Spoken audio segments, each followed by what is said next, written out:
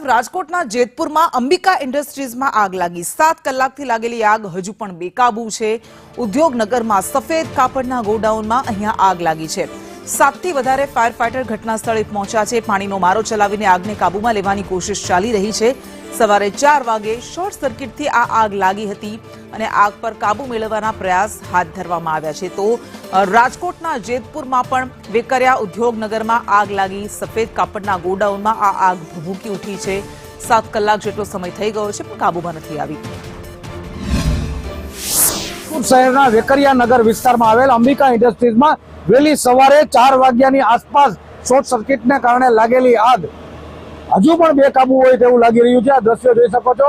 જેતપુર નગરપાલિકા, ગોંડલ નગરપાલિકા અને ધોરાજી નગરપાલિકાના ફાયર ફાઇટરો દ્વારા આગ ઉપર સતત પાણીનો મારો ચલાવવામાં આવી રહ્યો છે, પરંતુ આગ છે તે ક્યાંય ને ક્યાંય અંદર હજુ પણ સળગી રહી છે અને પાણીનો મારો સતત ચાલુ છે। જેસીબી મશીન, આધુનિક મશીનરી તમામથી આગ ઉપર કાબુ મેળવવાનો પ્રયત્ન હાથ ધરવામાં આવી રહ્યો છે, પરંતુ આગ છે તે ક્યાંક ને ક્યાંક કાબુમાં આવી રહી નથી।